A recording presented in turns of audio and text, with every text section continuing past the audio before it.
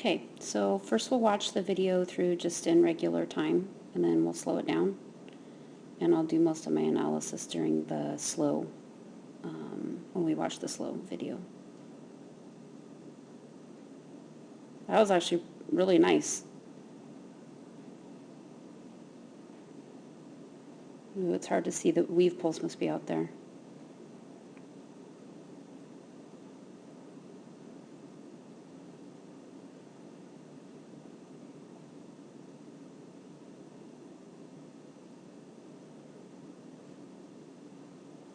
That was a really nice run, Karen. Wow, you should be really happy with that.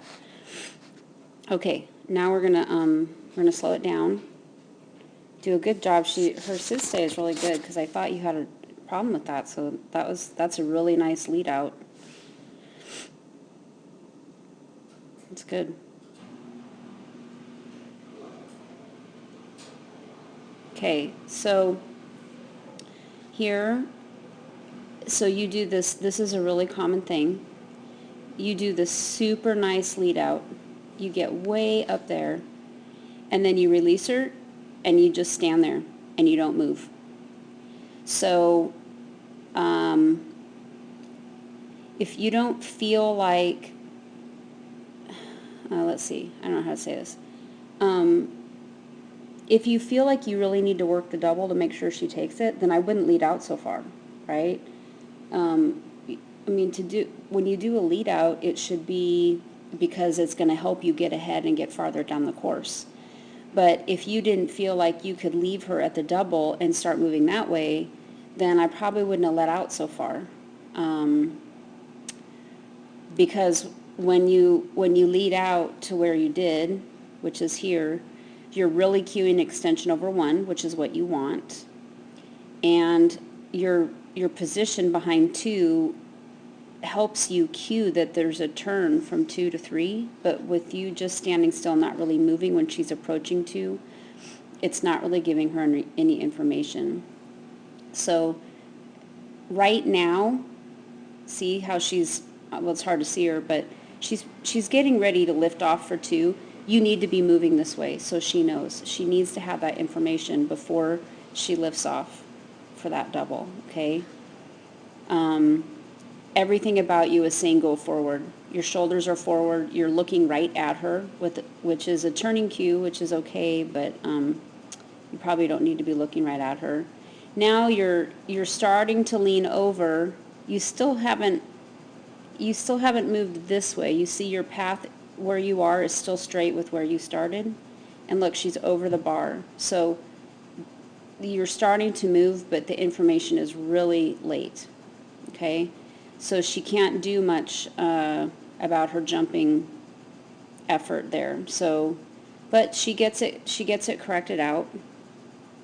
Oops. Sorry. Okay, let's look at this again. Sorry, I was hitting wrong buttons. Okay, so this now, your rear cross. This is a huge space between these 2 jumps. And let's look at where you actually cross behind her. You actually cross behind her right when she's lifting off. You see that? And she needs to know that she's going that way before she lifts off. So, and when you do a rear cross, really the only indication they have that you're going to turn in a direction is when you move behind them. So right now, she's still thinking that she's going to go straight and possibly come this way. So that is really late there. What you could have done here is maybe when you started only let out to like right here, and then just ran with her since it seemed like you were really wanting her to take that double and be sure she took it, and just hugged this wing, made a nice turn here, and then see how you're ahead of her, but now you have to do a rear cross. So when you're going to do a rear cross, you need to try to stay even with the dog. And then when you were about to here, right here, you are trying to send her, but my guess is you're also decelerating, which is sort of contradictory. I want you to go ahead of me, but I'm also decelerating. And this is something you may have to work on in training, is a forward send from farther back. Because if you could send her and cross behind her here, where the video is stopped, then she would for sure know that there was a turn coming right there. You see how she landed really straight? See how when she lands, she takes an entire like stride and a half before she actually starts to turn. So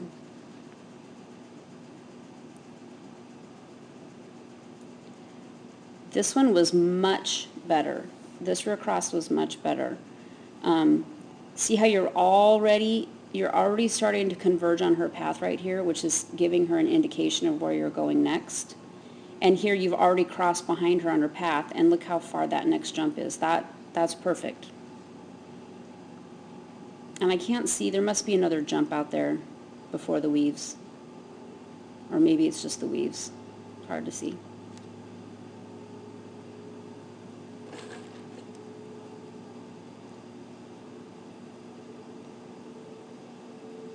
Okay, here, when I'm looking at these videos, I don't know if you guys video yourself, but one thing that catches my eye is I watch the dog and I see if the dog knew that there was a turn. So you see how she's completely straight going over the triple. She's just completely coming this way. She's probably looking at this jump right here.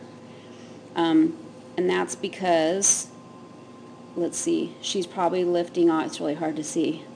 She's probably, well, yeah, she's in the air, so she must be lifting off about here. And you're just starting to veer this way, but your shoulders are forward and your motion is still basically forward. So she didn't know that there was a turn coming. And then she has to cut back to get to this one. And because she had to cut back so far, she just decided it was easier to go around that jump. So if, say right here, if you had just moved this way and maybe turned your shoulders into her just a little bit, she would have, before she lifted off for the triple, she would have known that there was a turn coming. And then she could have taken this jump with just a little slight turn and been lined up better for that jump. But instead, she landed really straight and then made this big, wide, sweeping turn, and then it was just easier for her to go around it, actually, than to cut in and take it.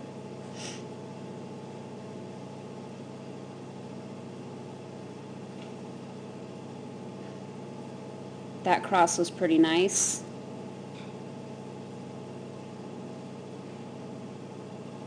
And that one was kind of late, but I still liked it because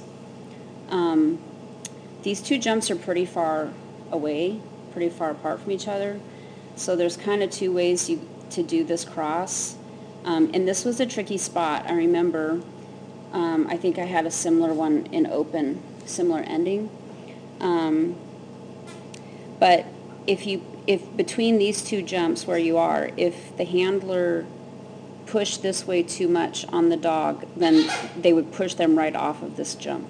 And you didn't do that. And so one way to avoid doing that is to wait and see everything about you is straight, which is great, because you want her to make sure she takes that jump.